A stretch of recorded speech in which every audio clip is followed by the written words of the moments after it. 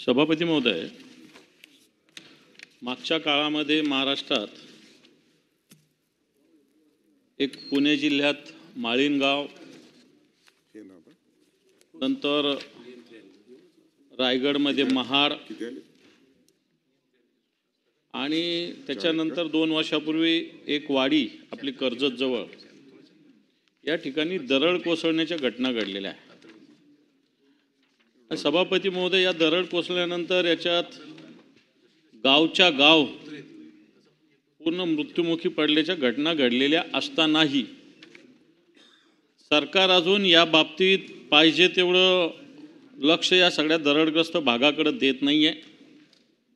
मी या तळीये गावात मागच्या 2-3 महिन्यापूर्वी एकदा गेलो होतो।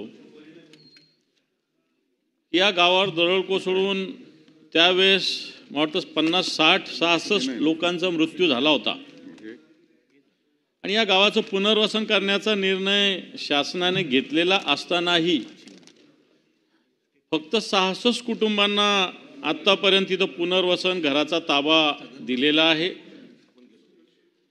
बाकीचे जवळपास 200च्या वर कुटुंब तिथं आहेत।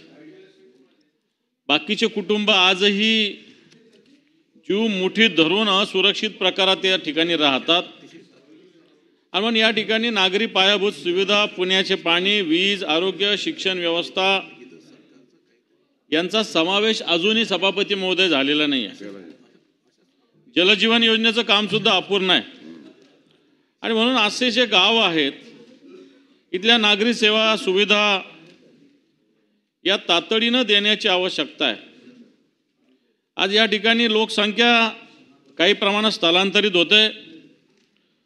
दरडग्रस्त क्षेत्र हे उच्च धोक्याच्या झोनमध्ये घोषित असून पुन्हा या ठिकाणी येणाऱ्या पावसाळ्यात पुन्हा काही घटना होण्याची दाट शक्यता आहे सभापती महोदय। आणि म्हणून मी आपल्या माध्यमातून ही 289ची सूचना आपल्याला दिलेली होती, कारण पावसाळा चालू आहे, पाऊस सगळीकडे पडत असताना या गावात पुन्हा एकदा काही प्रश्न निर्माण होऊ शकतात आणि म्हणून हे जे गाव आहेत याचं पुनर्वसन तातडीनं सगळ्याच्या सगळ्या कुटुंबांचं होण्याची आवश्यकता आहे सभापती महोदय। या भागातील या जनतेला भी सुरक्षित व सन्मान्य जीवन जगण्याचा अधिकार आहे आणि म्हणून या सगळ्या दरडग्रस्त भागांच्यासाठी शासनाने तातडीनं पाऊल उचलण्याची आवश्यकता आहे। खरं तर अनेक खेडी या सगळ्या याच्यात येतात सभापती महोदय, परंतु सरकार जसं आपण म्हणतो कधी कधी आपल्याला म्हण आहे की मागच्या ठेच पुढचा शहाणा, परंतु किती ठेचा लागून सरकार काही या बाबतीत अजून ठिकाणावर येत नाही। तळीये गावामध्ये फक्त 66 जणांना घर मिळालेली आहेत। मी प्रत्यक्ष त्या स्पॉटवर जाऊन आलो सभापती महोदय। तळीये असेल, माळींचं बऱ्याच प्रमाणात काम झालं आहे आणि ही वाडी जी आपली कर्जतची याचंही काम काही प्रमाणात बाकी आहे, परंतु तळीये या गावातील अजूनही सगळ्या लोकांचं पुनर्वसन बाकी आहे।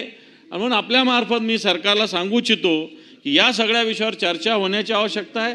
या सगळ्या दरडग्रस्त भागाचं पुनर्वसन नीट होण्याची आवश्यकता आहे आणि म्हणून आपल्या मार्फत मी सूचना सरकारला केलेली आहे।